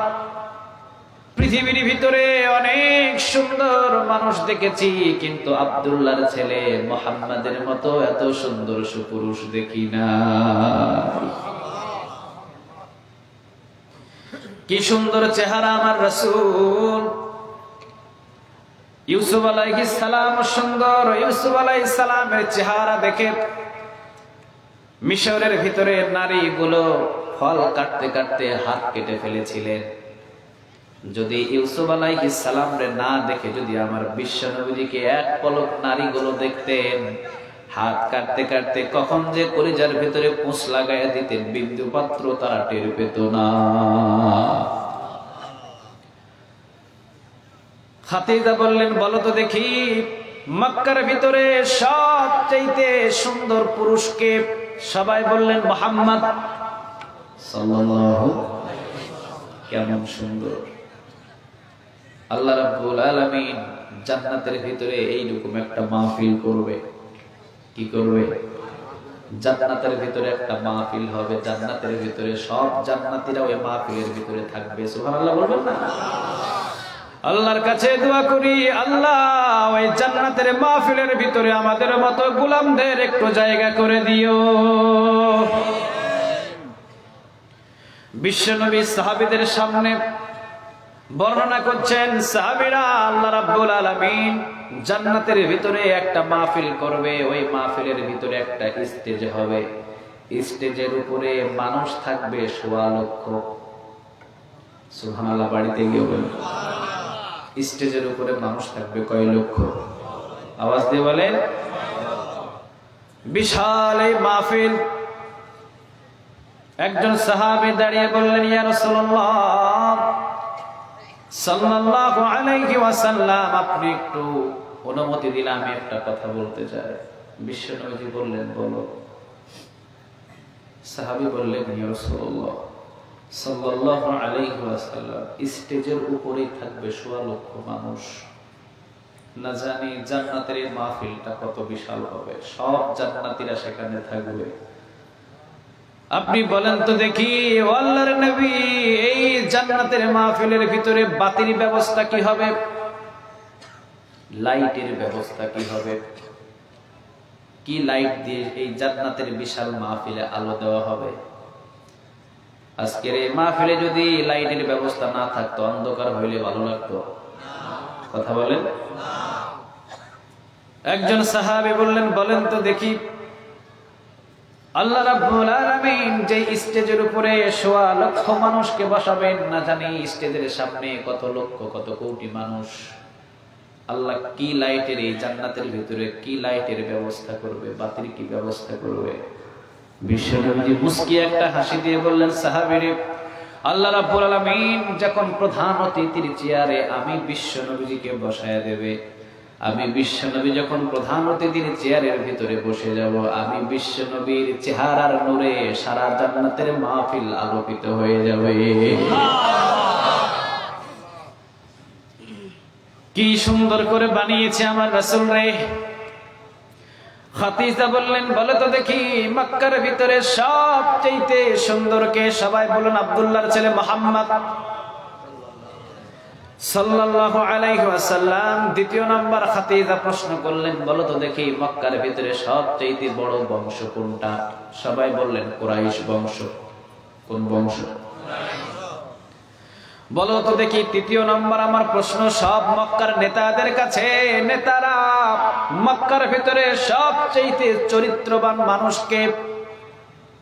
মক্কার সব নেতারা বললেন আব্দুল্লাহর ছেলে মুহাম্মদ। জীবনে কোনোদিন ছোট্ট বাচ্চাদেরকে তুই বলে গালি দেয় নাই। সুবহানাল্লাহ বলবেন। জীবনে কারো সামনে আওয়াজ দিয়ে কথা বলে না। জীবনে কোনোদিন কোন মানুষের সামনে গালাগালি করে না। জীবনে কোনোদিন কাউকে মন্দ ভাষায় কোনো কথা বলে না। এমন আদব আর এমন চরিত্রের মানুষ আমরা আর কোনোদিন দেখি নাই। সুবহানাল্লাহ বাড়িতে গিয়ে বলল। চতুর্থ নম্বর প্রশ্ন, বলো তো দেখি তোমাদের কাছে আমার প্রশ্ন, মক্কার ভিতরে সবচাইতে গরিব আর সবচাইতে ধনী মানুষগুলাকে? সবাই বলছে গরিব মানুষ সে তো হলো আব্দুল্লাহর ছেলে মুহাম্মদ। এর তো বাবাও নাই, এর তো মাও নাই, সম্পদও নাই, বাড়ি গাড়িও নাই, কিছু নেই। খাদিজা রাদিয়াল্লাহু তাআলা আনহা চিৎকার করে বললেন, আমার স্বামী সুন্দর, আমার স্বামীর চরিত্র মক্কার ভিতরে এক নাম্বার, আমার স্বামী দেখতেও এক নাম্বার, চরিত্রের দিক দিয়েও এক নাম্বার, আমার স্বামীর বংশের দিক দিয়েও এক নাম্বার। সব যখন এক নাম্বার, আমার স্বামী মক্কার ভিতরে সব চাইতে গরিব হয়ে থাকবে তা নয়। আমি খাদিজার জীবনের যত অর্জনকৃত সম্পদ, সমস্ত সম্পদ আজকে মুহাম্মাদের নামে লিখে দিলাম। সব দিয়ে দিছে। বিশ্বনবীর নামে দেওয়ার পর বিশ্বনবী নিজের কাছেও রাখে নাই, ইসলামের জন্য সব ব্যয় করে দিছে। সুবহানাল্লাহ বলবেন।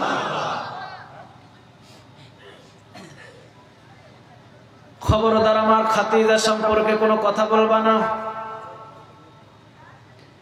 আয়েশারে সাবধান করে দিয়ে বলছেন, খবরদার আমার খাদিজা সম্পর্কে কথা বলবা না। বিশ্বনবী খাদিজাকে এত ভালোবাসতেন।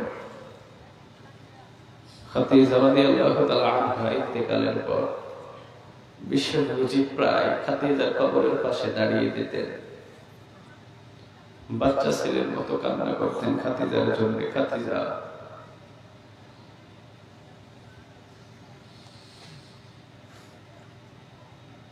বিশ্বনবী প্রায় খাদিজার কবরের পাশে দাঁড়িয়ে বাচ্চা ছেলের মতো কাঁদতেন। আর ঘরের ভিতরে যদি কোনোদিন বরকি অথবা দুম্বা জবাহ করতেন, কিছু সংখ্যক বরকির গোশতগুলো, ছাগলের গোশতগুলো প্যাকেট করে বিশ্বনবী হাতের ভিতরে নিয়ে মক্কার গলিতে গলিতে ঘোরাঘুরি করতেন। কোথায় খাদিজার বান্ধবী আছে, খাদিজার বান্ধবীকে পুষিয়ে দিয়ে আসতো। এত ভালোবাসতেন বিশ্বনবী খাদিজারে।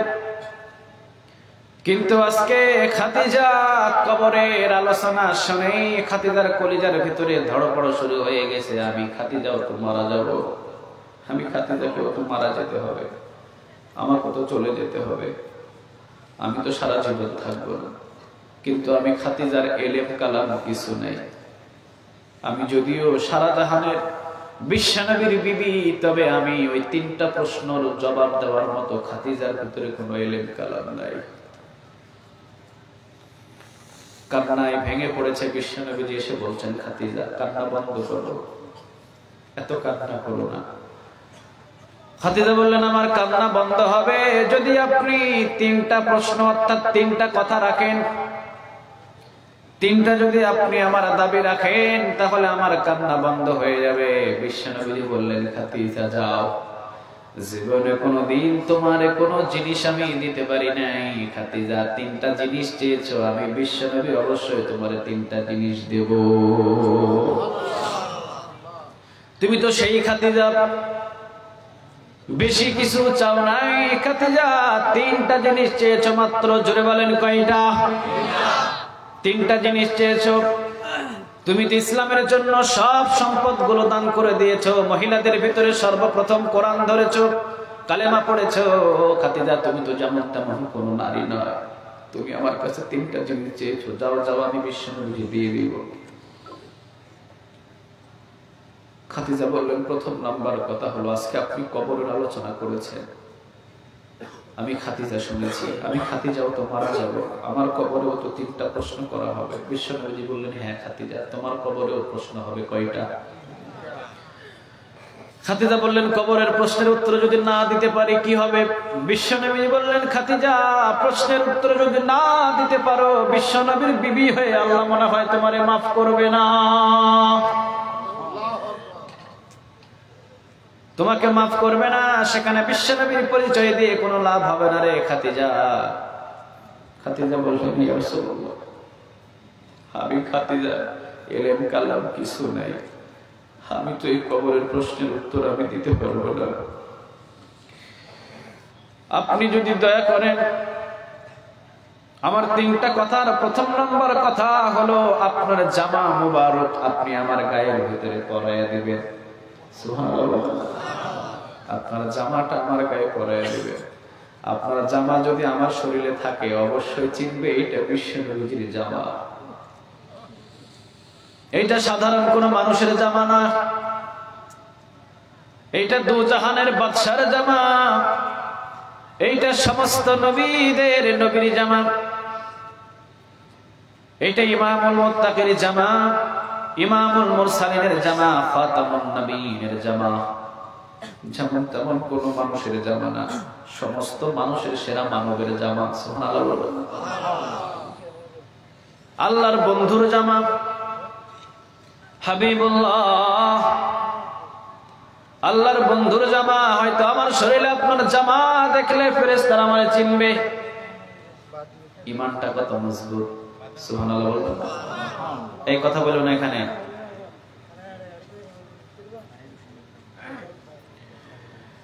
দ্বিতীয় নাম্বার প্রশ্ন আল্লাহর নবী, দ্বিতীয় নাম্বার প্রশ্ন হলো, এখানে মাইকেল আর লেগে গেছে।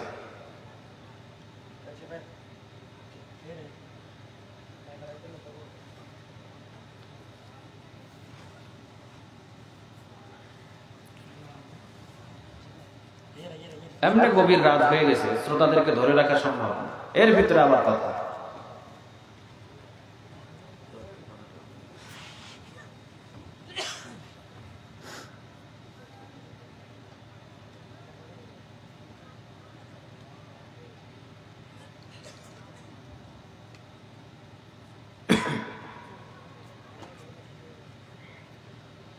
দ্বিতীয় নাম্বার, প্রথম নাম্বার আপনার জামা মোবারক আমার শরীরের ভিতরে আপনি পরিয়ে দেবেন।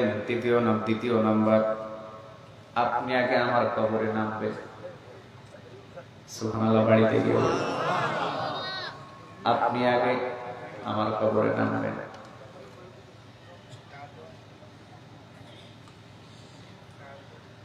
আপনি যদি আমার কবরে নামেন, যেই জায়গার ভিতরে আপনি নামবেন নিশ্চয় ওই জায়গার ভিতরে আযাবের কোনো ফেরেশতা আসতে পারবে না। আপনার কদম যেখানে পড়বে তারা চিনে যাবে এই জায়গাতে বিশ্বনবীর পা লেগেছে, এখানে আগুনও জ্বালানো যাবে না।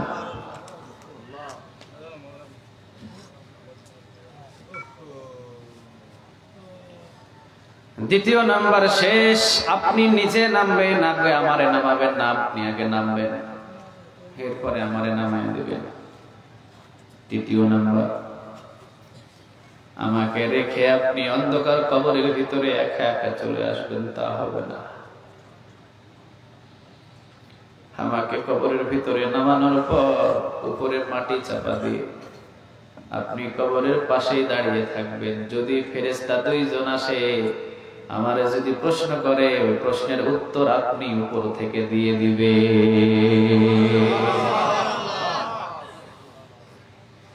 বিশ্বনবী বললেন, খাদিজা যাও, তিনটা কথা আমি রেখে দিলাম, যদি আমি বিশ্বনবী আগে মারা যায় তাহলে তো আমি এই কথাগুলো পালন করতে পারবো না, আর খাদিজা তুমি যদি আগে মারা যাও আমি বিশ্বনবী করে দেব। খাদিজা আল্লাহর কাছে দোয়া করলেন, আল্লাহ মৃত্যু তো হবে, আমার নবীর আগে তুমি আমার দুনিয়া থেকে নিয়ে যাও। ঠিকই খাদিজা চলে গেলেন দুনিয়া থেকে। বিশ্বনবী নিজের জামা খুলে খাদিজার গায়ের ভেতরে পরানোর পর দ্বিতীয় নম্বর বিশ্বনবী নিজে আগে কবরে নামলেন। কবরে নামার পর বিশ্বনবী কবরের এই পাশে ওই পাশে হাঁটাহাঁটি করে বললেন, দাও আমার খাদিজারে। খাদিজারে শুয়ে রেখে বিশ্বনবী উপরে মাটি চাপা দিয়ে আমার রাসূল দাঁড়িয়ে আছেন। সব সাহাবীদেরকে বলেছেন, সাহাবীরা তোমরা চলে যাও, সব সাহাবীরা চলে যাও। আমার খাদিজা কবরের প্রশ্ন থেকে খুব ভয় পেত, আমার খাদিজা কবর থেকে খুব ভয় পেত। এই কথা কস কিনলে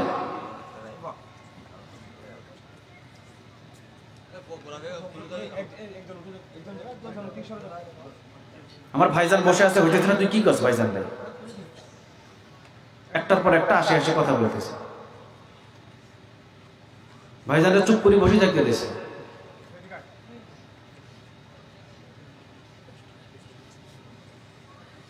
বয়ান শেষ হতো 11টায়। ঠান্ডার ভেতরে কতক্ষণ মানুষ বসে থাকবে? আপনারা মাইক নিয়ে আসছেন হয়তো 11টার কথা বলে, ভাইজান শেষ হতে হতে যাবে 3টা। কয়টা? 3টা। এই মাইকগুলো খুলতে হবে না? ওনার উপরে তো পেরেশান। আমি যত তাড়াতাড়ি ছেড়ে দিব ভাইজান তত তাড়াতাড়ি চাইতে পারবে,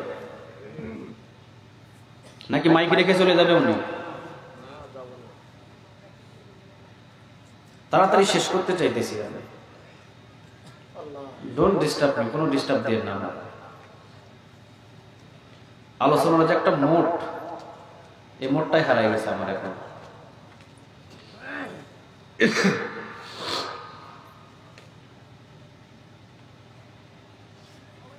আমার কথায় কষ্ট হয়েছে? ভাইজান আপনি কষ্ট পেয়েছেন?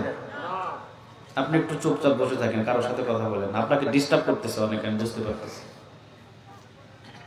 আলহামদুলিল্লাহ মাইকটাও অনেক ভালো, কথাও বলছি, অনেক ভালো লাগতেছে আমার কাছে।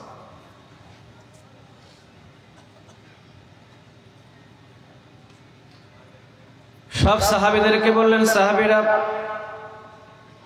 চলে যাও, সবাই দূর দূরান্তে চলে যাও, আমি বিশ্বনবীজি যাইতে পারবো না, কারণ আমার খাদিজারে আমি কথা দিয়েছিলাম 3টা। ওই যে কথা দিয়েছিলেন 3টা, জোরে বলেন কয়টা? বিশ্বনবীজি কলিজা ছিঁড়া, বেদনা ছিঁড়া, চোখের পানি রাঙানো নিয়ে বলছে, আমার খাদিজারে 3টা কথা দিয়েছিলাম, আমি 2টা পালন করেছি, বাকি আছে কয়টা? আমার খাদিজা কবরের প্রশ্ন থেকে খুব ভয় পেত। আমি না জানি কবরের ভিতরে প্রশ্নের উত্তর না দিতে পারলে আমি খাদিজারে আযাব দিয়ে সরকার করে দেবে। দুনিয়ার আগুনই তো সহ্য করতে পারি না, আল্লাহ জাহান্নামের আগুন সহ্য করবো কেমন? এই জন্য আমার খাদিজা বলতো, আল্লাহর নবী আপনি কবরের পাশে থেকে অবশ্যই আমার প্রশ্নের উত্তরগুলো দিয়ে দিবেন। যাও, সব সাহাবীরা চলে যাও, আমি খাদিজা কবরের পাশে আমি আছি। বিশ্বনবীজি ঘন্টার পর ঘন্টা দাঁড়িয়ে আছে। এমন নবী দাঁড়িয়ে আছে আল্লাহর পরে যার সম্মানের স্থান। সুবহানাল্লাহ বলবো? কার পরে সম্মানের স্থান? আল্লাহর পরে যার সম্মানের স্থান। পৃথিবীর ভিতরে বহু মানুষ সৃষ্টি করেছে, বিশ্বনবীর মতো এত মহামানব আল্লাহ একজনেরও বানাই নাই। সুবহানাল্লাহ বলবেন না? দাঁড়িয়ে আছে কবরের পাশে। একটা মানুষ দাঁড়িয়ে থাকলে কি ভালো লাগে? কথা বলেন, ভালো লাগে? বিশ্বনবী দাঁড়ানো, খাদিজার কবরের পাশে আল্লাহ রাব্বুল আলামিন আর সহ্য করতে পারে না। আল্লাহ রাব্বুল আলামিন ডাক দিয়ে বললেন, জিবরাইল, এক সেকেন্ড তো দেরি করবে না, এখনই যাও। আমার হাবিব আর কতক্ষণ এখানে দাঁড়িয়ে থাকবে? জিবরাইল আলাইহিস সালাম এসে বলছেন, ইয়া রাসূলুল্লাহ সাল্লাল্লাহু আলাইহি ওয়াসাল্লাম, আপনি এখানে দাঁড়িয়ে আছেন কেন? বিশ্বনবী বললেন, জিবরাইল, আমার খাদিজারে আমি কথা দিয়েছিলাম 3টা, 2টা পালন করেছি, বাকি আছে একটা। খাদিজার কবরের ভিতরে 2 জন ফেরেশতা আসবে, প্রশ্ন করবে, মুনকার নাকির আসবে, প্রশ্ন করবে। আমার খাদিজা কবরের সমস্ত প্রশ্ন থেকে ভয় পেত, এই জন্য আমি বিশ্বনবী দাঁড়িয়ে আছি, খাদিজার প্রশ্নের উত্তরটা যেন আমি বিশ্বনবী দিয়ে দিতে পারি।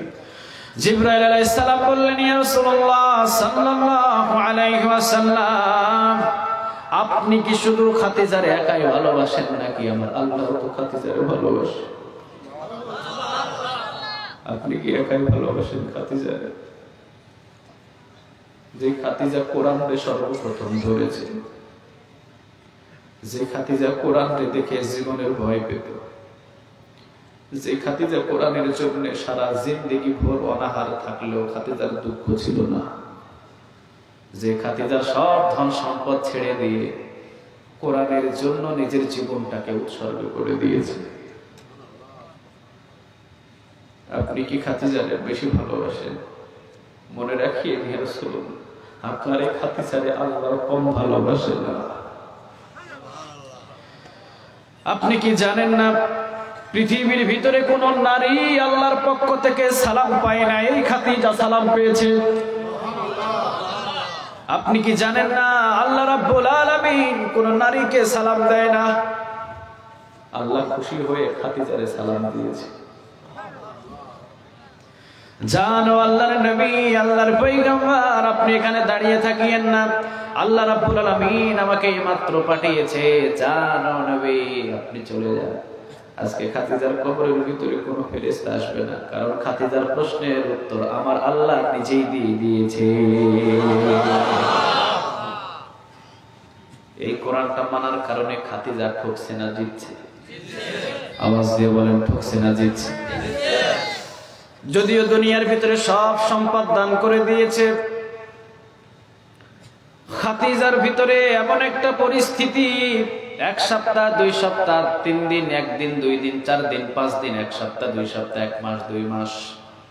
খাদিজা বলতেন, আমি এমন ধনী ছিলাম, কত ধরনের খাবার খেয়েছি আমি খাদিজা, কিন্তু ইসলামটাকে গ্রহণ করার পর সংসারের ভিতরে এমন পরিস্থিতি, দিনের পর দিন রাতের পর রাত চলে গেছে, চুলায় আগুন জ্বলে নাই, শুকনা রুটি খেয়েছি অথবা খুরমা খেজুর খেয়েছি, সেটা হলো কোরআনের জন্য। এরপরেও খাদিজার কলিজার ভিতরে বিন্দু মাত্র কোনো স্থান ছিল না। রুটি খাইলেও পড়তেন আলহামদুলিল্লাহ, কারণ খাদিজা বলতেন আগে ছিল সম্পদ, আগে ছিল বাড়ি, আগে ছিল গাড়ি, কিন্তু এখন 2 জনকে সঙ্গী হিসাবে পেয়েছি, এখনো আমার আল্লাহ, আরেকজন হলো মুহাম্মদুর রাসূল। ওমিয়া কোরআনটারে ধরার কারণে খাদিজার সম্মান বাড়ছে না কমছে? সালাম দিয়েছেন কে? আরেকজন সর্বপ্রথম এই কোরআনটা ধরেছেন, তিনি হলেন হযরত আবু বকর। এই কোরআনটা ধরার কারণে আবু বকরের সম্মান কখনো কমে নাই, সম্মানটারে বাড়িয়ে দিয়েছেন কে? আবু বকর প্রতিদিন মসজিদে নববীতে নামাজ পড়ে আর বাড়ির দিকে যায়, প্রতিদিন মসজিদে নামাজ পড়ে আর বাড়ির দিকে যায়। একজন ইহুদি কাফের প্রতিদিন আবু বকরকে গালি দেয়, কি দেয়? আওয়াজ দিয়ে বলেন। আজকেও গালি দিয়েছে আবু বকরকে, আজকেও কাফের গালি দিয়েছে 2টা, জোরে বলেন কয়টা? প্রথম নাম্বার গালি, মুসলমান সবাই ফকির। দ্বিতীয় নাম্বার গালি দিলেন ওই কাফের আবু বকরকে, মুসলমানের আল্লাহ ফকির। নাউজুবিল্লাহ, বাড়িতে গিয়ে বলে মুসলমান সবাই ফকির, মুসলমানের আল্লাহ ফকির। আবু বকর সহ্য করতে পারে না। আবু বকরের কথা হলো, আমারে গালি দিবি, অসুবিধা কি? আমারে গালি দে, আমার গোষ্ঠী নিয়ে গালি দে, আমার সমাজ নিয়ে গালি দে, কোনো অসুবিধা নাই। কিন্তু এমন একজনকে গালি দিয়েছেন যাকে জীবনের চাইতে বেশি ভালোবাসেন আবু বকর। সুবহানাল্লাহ বলবেন না? আরে যে আল্লাহর জন্য নিজের জীবনটাকে 24 ঘন্টা কুরবান দিতে আবু বকর প্রস্তুত, সে আল্লাহর জন্য সব আবু বকরের বড় বড় দোকান দান করে দিয়েছে, আবু বকরের জন্য সব কিছু কুরবান করে দিয়েছেন। আবু বকর সব কিছু কুরবান করছে কার জন্য? আওয়াজ দিয়ে বলেন কার? আজকে আবু বকরের সামনে ইহুদি গালি দিয়েছে, মুসলমান সবাই ফকির, মুসলমানের আল্লাহ ফকির। আবু বকর আর সহ্য করতে পারে নাই। আবু বকর দৌড় দিয়ে এসে হাত যতটুকু পর্যন্ত উঠে দিছে একটা সটকানি গালের উপরে। কাফের দৌড় দিয়ে চলে গেছে। আবু বকর মনে করছে পালায় গেছে, কিন্তু কাফের পালাই নাই, কাফের চলে গেছে বিশ্বনবীর দরবারে বিচার দিতে গেছে। বিচার কি বিচার? আবু বকরের বিরুদ্ধে বিচার। বিশ্বনবীর সামনে দাঁড়িয়ে বলছেন, ইয়া রাসূলুল্লাহ সাল্লাল্লাহু আলাইহি ওয়াসাল্লাম, আপনার সাহাবী আবু বকর দেখেন আমার গালের উপরে কিভাবে থাপ্পড় দিয়েছে। বিশ্বনবীজি গালটাকে চেক করে দেখলেন ঠিকই 5 আঙ্গুলের দাগ। কয় আঙ্গুলের দাগ? আবু বকর মারছে তো মারছে, কর মারে নাই, একটু সাফাই দিছে। বুঝেন না? আরহামু উম্মতি বিউম্মতি আবু বকর। বিশ্বনবী বলতেন সবচাইতে নরম মানের সাহাবী হলেন আবু বকর। কিন্তু নরমটা যদি গরম হয়ে যায় ঝামেলা আছে না নাই? কথা বলেন। আছে আছে? নরম মানের সাহাবীকে কাফের বহুদিন গালি দিয়েছে, কাফের কোনদিন একটা উত্তর, এই যে কথা বলতেছে,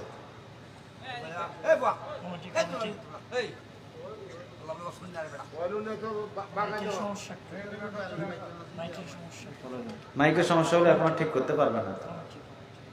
এখন তো ঠিক করা সম্ভব না, আলোচনাও শেষের দিকে চলে আসছে। মাইক যদি নষ্ট হয়ে যায় ওইটা থাক, আর ঠিকঠাক করেন না, যেমনি আছে আপনার চলুক। আলহামদুলিল্লাহ, এই জায়গার ভিতরে শুনতে পাইলে হয়েছে, ঠিক না? রাত 12টা বাজে মাইক আর বাইরের গুলা না লাগানোর দরকার, প্রয়োজন নেই। আমি এখানে যে আলোচনা করতেছি এই মানুষগুলা শুনলেই আলহামদুলিল্লাহ, বাহিরে আপনার দরকার নাই। কোন কথায় ছাড়ছিলাম?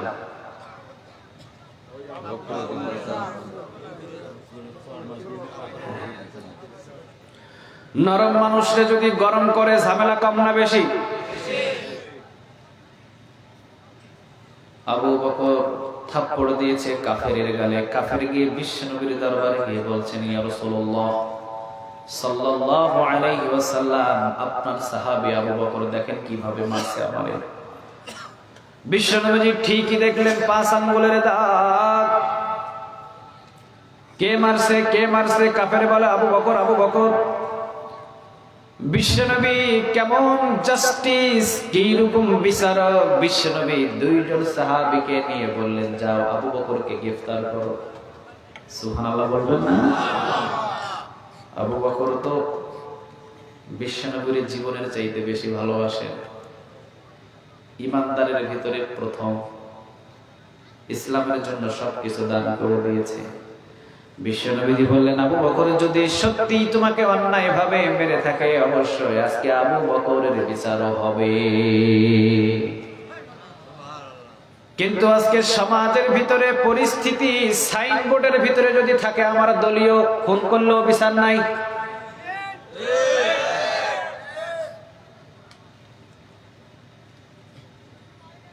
চুরি করছে, এরপরও যদি শুনছে যে আপনার কাছের মানুষ, অসুবিধা নাই, 7 খুন মাফ, ঠিক কিনা?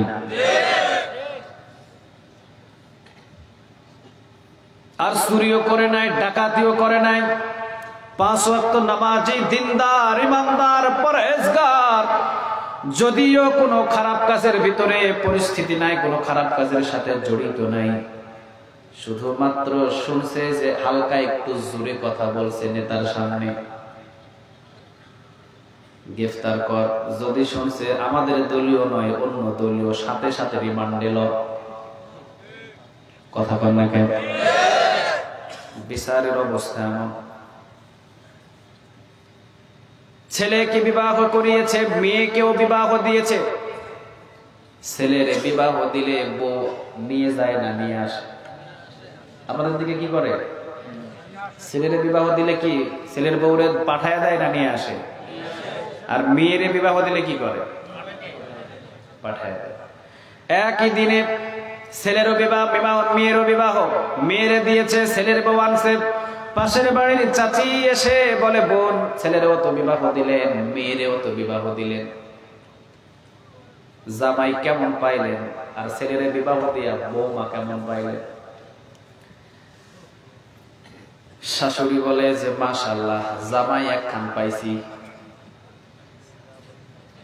প্রতি সপ্তাহে আমার জন্য ওই জায়গা থেকে বাজার পাঠায় দেয়, প্রতি মাসে বেতন পাইলে অর্ধেক বেতন আমারে দিয়ে দেয়। জামাই একটা পাইছি মাশাআল্লাহ, কিন্তু বউ পাই নাই, বোন ভালো বউ পাই নাই। ছেলের বউটা হলো এত খারাপ, 24 ঘন্টায় মোবাইলে ব্যস্ত। আসলে কিন্তু 24 ঘন্টার ভিতরে 1 ঘন্টাও ব্যস্ত না, কিন্তু এটা তো পরের মেয়ে। কথা বল না কেন? এইটা পরের মেয়ে, যদিও দোষ নাই কিন্তু হাজারো দোষ। কয়েকদিন পরে জামাই ডাকছে শাশুড়িরে, যে জামাই অর্ধেক বেতন পাঠায়। জামাই ডাকছে শাশুড়িরে, শাশুড়ি গেছে জামার বাড়ি। জামাই বলছে, আম্মা জানে যে দেখেন আপনার মেয়ে গোপনে 3টা মোবাইল চালায়, আমি জানিও না। কয়টা চালায়? কথা কন না কেন? শাশুড়ি কয়, জামাই আমার মেয়েটা বড় ছোট, ছোট বয়সে কত কিছুই না করে ফেলে। ছেলের বউ আসছে বাড়িতে, অন্যের মেয়ে বলে যদিও ভালো কিন্তু তার কাছে ভালো নয়। আর নিজের মেয়ে 4টা মোবাইল ব্যবহার করলেও ছোট কোনো দোষ তোকে দেখে না। নিজের দলীয় লোক, নিজের পাশের লোক হাজার হাজার খুন করে, ডাকাতি করে, মাস্তানি করে, কখনো জেলখানায় ভরা যায় না। আর যারা কোরআনের দাওয়াত দিয়ে হাজার হাজার অমুসলিমরে মুসলমান বানায়, তাদেরকে জেলখানায় ভরে। বিচার হলো সমাজের এমন। কথা কন না কেন? জেলখানা তো ডাকাতের জন্য। কার জন্য? নাকি আপনাদের মসজিদের খতিব সাহেবের জন্য? কার জন্য? জেলখানা হলো ডাকাতের জন্য, জেলখানা হলো ছিনতাইকারীর জন্য, জেলখানা হলো মিথ্যাবাদীর জন্য, জেলখানা হলো বেনামাজির জন্য, জেলখানা হলো খুনিদের জন্য, জেলখানা হলো ধর্ষকদের জন্য, ধর্ষণদের জন্য, যারা নির্যাতন করে তাদের জন্য। আজকে সব ডাকাত খুন খারাপই হলো জেলখানার বাহিরে, বিশ্ব মুফাসসিরি জেলখানা। এই হলো সমাজের বিচার। কথা বল না কেন?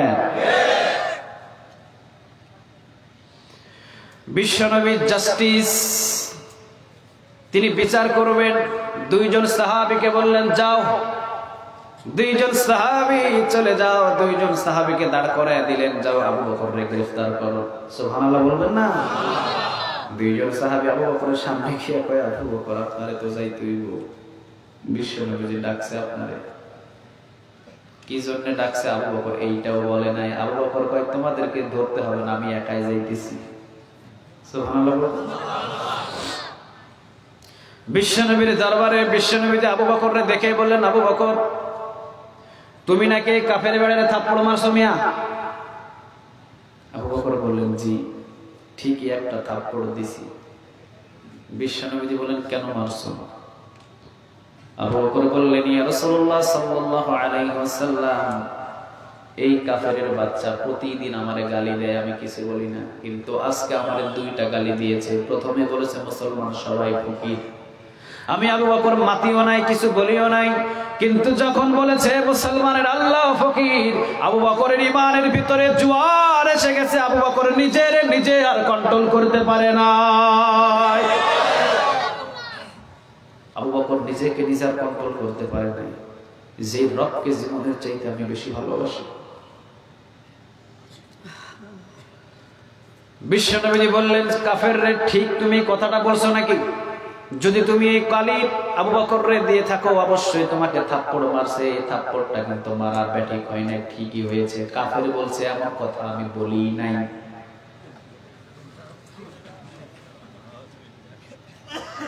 এমন কথা আমি বলি নাই।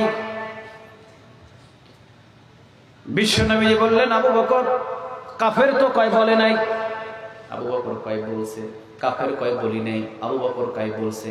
এখন তৃতীয় আরেকজন দরকার আছে না? নেই? ওইটা হবে সাক্ষী। বিশ্বনবী তো বিচারক, সমস্ত বিচারকের বিচারক হলো বিশ্বনবী। আবার বিশ্বনবীর বিচারকের শিক্ষাদাতা একজন, আওয়াজ দিয়ে বলেন তিনি কে? বিশ্বনবী নিজের থেকে বিচার করতেন না, শিখেছেন কার কাছ থেকে? বিশ্বনবী বললেন, এখন তৃতীয় আরেকজন প্রয়োজন, তৃতীয় একজন লাগবে। আবু বকর, তৃতীয় একজনকে হাজির করো। কে দেখেছে তোমাকে গালি দিয়েছে এবং তুমি থাপ্পড় মেরেছো? তুমি তো স্বীকার করছো, অসুবিধা নেই। তুমি তো স্বীকার করে ফেলেছো, থাপ্পড় দিয়েছো তুমি, দোষটা তোমার ধরা। এখন তোমাকে যে গালি দিয়েছে এইটা প্রমাণ দিতে হবে। আরেকজন সাক্ষী নিয়ে আসা। আবু বকর বললেন, কোনো সাক্ষী নাই। কারণ কাফের যখন আমার গালি দিয়েছে ওই জায়গাতে কেউ ছিল? কেউ ছিল না, শুধু আমি আর এই লোক। বিশ্বনবী বললেন, তুমি তোমারটা স্বীকার করলা, থাপ্পড় দিয়েছো। কাফের তো স্বীকার করে না। তোমার পক্ষে সাক্ষী নিয়ে আসো। বলছেন, ইয়া রাসূলুল্লাহ, আমার পক্ষে কোনো সাক্ষী নাই। বিশ্বনবী বললেন, আবু বকর, যদি সাক্ষী না থাকে রায় কিন্তু কাফেরের পক্ষে চলে যাবে। সুবহানাল্লাহ। বাড়িতে গিয়ে বললেন, রায় কিন্তু কাফেরের পক্ষে চলে যাবে। আর রায় যদি কাফেরের পক্ষে যায়, ঠিক তুমি যেই হাত দিয়ে যে গালের ভিতরে থাপ্পড় মারছো, কাফেরও কিন্তু আবু বকরের গালে থাপ্পড় মারবে। কার গালে থাপ্পড় মারবে? আবু বকরের গালে। বিশ্বনবী কিন্তু এই রায়টা দিয়ে দিবে। বিশ্বনবী রায়টা দিয়ে দিবে। বিশ্বনবীজি বললেন, আবু বকর, তাড়াতাড়ি সাক্ষ্য নিয়ে আসো। আবু বকর করুণ সুরে বললেন, ইয়া রাসূলুল্লাহ সাল্লাল্লাহু আলাইহি ওয়াসাল্লাম, আবু বকরের কাছে আর কোনো সাক্ষী নেই। সমস্ত সাহাবীরা দাঁড়িয়ে আছেন, বিশ্বনবী বিচার করছেন আবু বকরের। প্রধানমন্ত্রী যদি ওবায়দুল কাদেরের বিচার করে, মানুষ ওখানে থাকবে না, যাবে? কথা কন না কেন? সবাই তো তাকিয়ে থাকবে, প্রধানমন্ত্রী বিচার করতেছে আর ওবায়দুল কাদেরের। বাপরে বাপ, এটা যেমন তেমন কথা। বিশ্বনবী বিচার করছেন আবু বকরের। সাহাবী কম না বেশি? মক্কার ভিতরে, মদিনার ভিতরে রোল পড়ে গেছে, সব সাহাবীরা দাঁড়ানো। সমস্ত সাহাবী তাকিয়ে আছেন, হায় হায় কি হয়ে যায় যদি রায়টা কাফেরের পক্ষে চলে যায়। কাফের কিন্তু আবু বকরের গালে একটা থাপ্পড় মারবে।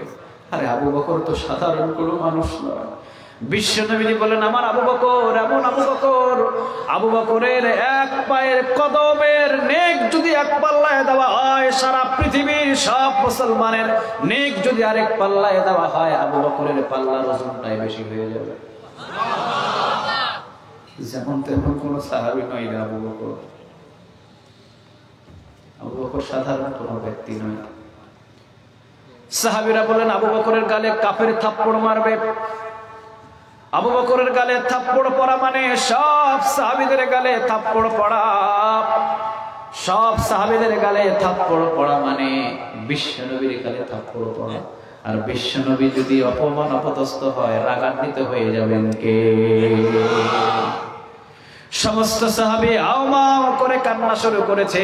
ওইদিকে বিশ্বনবী আবু বকরকে বারবার বলছেন, আবু বকর, রায় কিন্তু দিয়ে দিলাম। রায় কি হয়েছে?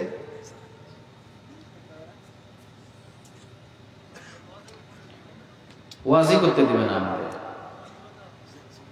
কতক্ষণ থেকে বলতেছি কথা বললেন না, কথা বললেন না, এরপরও 5 মিনিট 10 মিনিট পরে সেই কথা শুরু করছে, তাও কানের কাছে।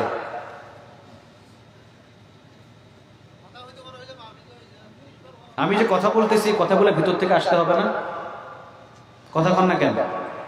ভিতর থেকে যদি না আসে, এখন আমার কানে যদি আর একটা কথা ঢোকে, আমার ভিতর থেকে আসবে কিছু? আমার কথার ভিতরে বড় মিল শুরু হয়ে যাবে, একটা বলতে আর একটা বাড়ি যাবে। এই জন্য আল্লাহর দোহাই করে বলছি কথা বলেন না, আর 5টা মিনিট একটু সময় দেন, ফিনিশিংটা দিয়ে দেন। বিশ্বনবী বারবার বলছেন, আবু বকর সাক্ষী হাজির করো, সাক্ষী হাজির করো আবু বকর, এছাড়া রায় কিন্তু কাফেরের পক্ষে চলে যাবে, তোমার বিপক্ষে চলে যাবে। কারণ বিশ্বনবী হলেন ইনসাফের বিচারক। সুবহানাল্লাহ বলেন। এই কোরআন কখনো কারো পক্ষে রায় দেয় না। ছেলে যদি দোষ করে, বাবা কোরআন দিয়ে বিচার করলে ছেলের ফাঁসি দিয়ে দিবে, এরপরও বিচার কখনো ভাত দেবে না। এইটা হলো সেই কোরআন। ছেলের বিপক্ষে চলে গেলে চলে যাবে, কথা পান না কেন? বিশ্বনবী বললেন, আবু বকর আমি বিচার করি কোরআন দিয়ে। কি দিয়ে? আমি কোনটা কাফের কোনটা নাস্তিক এইটা দেখি না, বিচার হলো আমার কোরআন। দোষ যদি করে থাকো শাস্তি কিন্তু পেতে হবে। বিশ্বনবী কেমন বিচার? কুরাইশ বংশের একজন মহিলা চুরি করেছে, চুরি করলে হাত কাটার আইন। আইনটা কার? আওয়াজ দিয়ে বলেন তো কার? হাত কাটতে হবে, বিশ্বনবীর আইন নয়, এই আইনটা হলো আল্লাহর। বিশ্বনবী বললেন, যাও কুরাইশ বংশের মহিলার হাত কেটে দাও। একজন সাহাবী এসে বলছেন, ইয়া রাসূলুল্লাহ সাল্লাল্লাহু আলাইহি ওয়াসাল্লাম, থামেন, হাত পরে কাটেন। আরে যার হাত কাটার জন্য বলছেন, এইটা তো কুরাইশ বংশের মহিলা, আপনি নিজেও তো কুরাইশ বংশের, আপনি নিজেও কুরাইশ বংশের, আপনার বংশের মানুষের কেমনে হাত কাটবেন আপনি? আপনার বংশের মানুষের হাত যদি আপনি কাটেন, ইজ্জত সম্মান সব মাটির সাথে মিশে যাবে। আপনার বংশের মানুষ হাত কাটার দরকার নাই, আঙ্গুল একটা কেটে দেন। কি কেটে দেন? বিশ্বনবীজি আলুর গলার মতো, আগুনের গলার মতো চেহারাটা লাল করে দাঁড়িয়ে বলছেন, আল্লাহর কসম, ওয়াল্লাহি আল্লাহর কসম, কার এত বড় সাহস কুরাইশ বংশের মহিলা চুরি করেছে বলে আমার কাছে সুপারিশ করতে আসো? আল্লাহকে আল্লাহর কসম করে বললাম, আজকে যদি কুরাইশ বংশের মহিলা চুরি না করে আমার মেয়ে ফাতেমাও চুরি করতো, আল্লাহর কসম ফাতেমার হাত দুইটাও কেটে দিতাম, বিন্দু মাত্র দেরি করতাম না। সুবহানাল্লাহ বলবেন না? কি বিচার! এই বিচার যদি বাংলাদেশে থাকতো, কথা বলেন না কেন? ম্যাজিস্ট্রেট নিজের ছেলের হাত কাটা লাগতো, ঠিক কিনা? এমপি সাহেবের ছেলের হাত এমপি সাহেব নিজে কাটা লাগতো, আওয়াজ দিয়ে বলো ঠিক কিনা? চুরি কিন্তু কম হয় না, কিন্তু আমরা জানি না। রডের বদলে বাঁশ, কেমন চুরি করছে চিন্তা করো। রডের বদলে কি? বাঁশ। বাংলাদেশে চুর কম নাই। হাত যদি কাটার আইন বাংলাদেশে চালু হয়, আল্লাহর কসম করে বলি অধিকাংশ মানুষ হাত কাটা নিয়ে বাইর হতে হবে, ঠিক কিনা? তবে কক্সবাজারের মানুষ সব ভালো, হ্যাঁ, এখানেও হাত কাটাকাটি হবে, এখানে বেশি।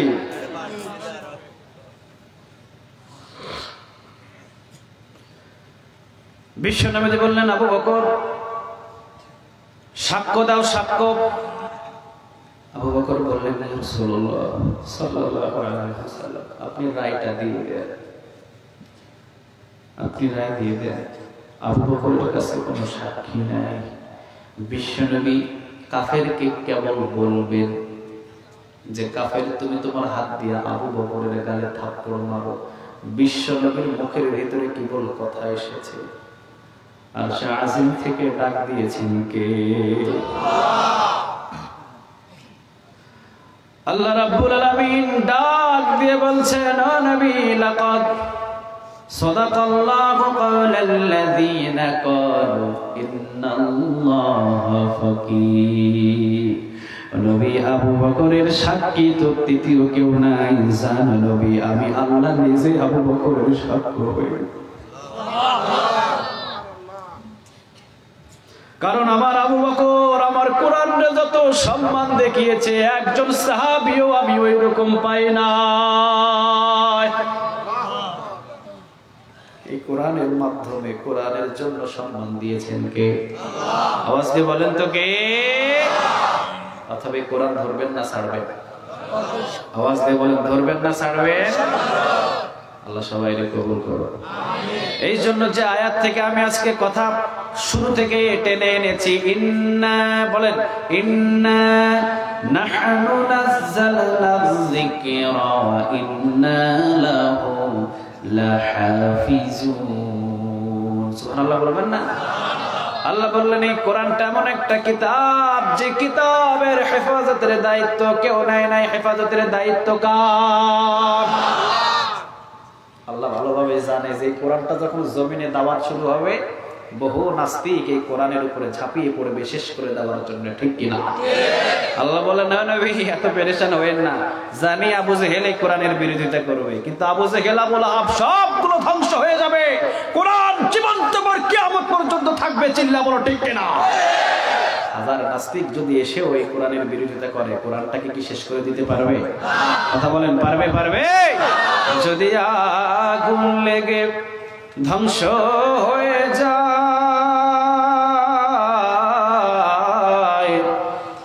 ধ্বংস হয়ে যায়, যদি আগুন লেগে যাই পড়ে যায়, আগুন লেগে যাই পড়ে যায়, পৃথিবীর সব বইয়ের দোকান বিশ্ব থেকে হারাবে না পবিত্র কোরআন, বিশ্ব থেকে হারাবে না পবিত্র কোরআন। আওয়াজ দিয়ে বলেন ঠিক কিনা? কোরআনটাকে কেউ সরাতে পারবে? কথা বলেন পারবে? পারবে? অতএব পৃথিবীর ভিতরে সবাইকে জানিয়ে দিতে চাই, পৃথিবীর ভিতরে আজকে যে দাও দাও করে আগুন জ্বলছে, আগুনটাকে যদি নিভাতে হয় 30 পারা কোরআন এই আগুনটাকে নিভাতে পারবে। চিল্লা বলো ঠিক কিনা? আর কিছু এই আগুনটাকে নিভাতে পারবে? আজকে সব জায়গায় আগুন, সব জায়গায় কি আগুন। এই আগুনটাকে নিভাতে পারে 30 পারা কোরআন। এই কোরআনটাকে আপনি ক্ষমতার চেয়ারে বসায় দেন, সারা পৃথিবীটাকে শান্ত করে দেবে। সুবহানাল্লাহ বলবেন না? কারণ শান্তি কিভাবে আসবে ভালো জানে কে? আওয়াজ দিয়ে বলেন তো কে? শুধু কোরআনটাকে বয়ানের মাধ্যমে মসজিদের টাকে ঘরের ভিতরে বক্সের ভিতরে রাখার জন্য কোরআন দেন নাই। কোরআন দিয়েছে আল্লাহ দেশটাকে পরিচালনা করার জন্য। নাকি কোরআন মৃত মানুষের জন্য? মানুষ মারা গেলে 10-15 জন হাফেজ সাহেব গিয়ে কোরআন তেলাওয়াত করে, আছে না? আছে আছে। আরে মিয়া, তুমি যে কোরআন শরীফ মৃত মানুষের জন্য তেলাওয়াত করতেছো, ভালো কথা, নিষেধ করছি না, কিন্তু কোরআন তো মৃত মানুষের জন্য নয়, কোরআন হলো জীবিত মানুষের জন্য। বিশ্বনবী কি মৃত থাকতে কোরআন আসছে না জীবিত থাকতে? কি থাকতে? কাজে বুঝতে হবে। আল্লাহ সুবহানাহু ওয়া তাআলা আমাদের কবুল করুক, আমরা বলি আমিন। ওয়া আখিরু দাওয়ানা আলহামদুলিল্লাহি রাব্বিল আলামিন। আসসালামু আলাইকুম ওয়া রাহমাতুল্লাহি তাআলা ওয়া বারাকাতুহু। কেউ উঠেন না, দোয়া করে এরপরে আমরা এখান থেকে যাব। 2 মিনিট সময়ের ভিতরে দোয়া শেষ করব। আস্তাগফিরুল্লাহ। আমার আচরণে কেউ মনে কষ্ট নিয়েছেন? মাফ করে দিয়ে আমার কথা বললে আমি কথা বলতে পারি না।